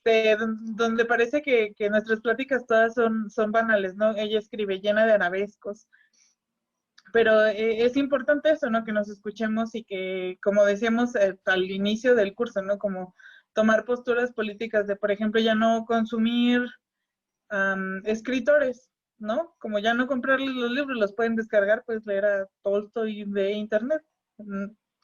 Tampoco a Tolstoy ya no le importa el dinero que se pueda crear de él, pero sí al dude que tiene la empresa, porque también, pues es eso, ¿no? La mayoría de las empresas tienen cabezas hombres, ¿no? Y pues también estamos como generando este ciclo agudo sin sentido de pues darles más a ellos y nada, pues está chido como encontrar estos espacios, aunque sea como autohalago, de pues de poder compartir y está bien padre ver cómo surgen, pues no sé, como morras que hablan de deportes, ¿no? O sea, está Marion Reimers, que es una gran, bueno, habla muchísimo de feminismo y está súper capacitada a hacer lo que hace, y también hay mujeres que lo están haciendo en el arte o en el periodismo o en cualquier otra cosa. Entonces también creo que es responsabilidad de nosotros como, eh, pues ir y buscar, ¿no? Para dejar de consumir la novela adaptada de Pérez Reverte y ver otras cosas por ahí. Y ya nada, pues me da risa que sea Sebastián Rulli el de la novela de Pérez Reverte, pero yo lo... No, muchas gracias a ustedes. Sí, nos vemos pronto. Dele mucho amor a esos gatitos. Ya sabe que los amamos aquí, Marcela.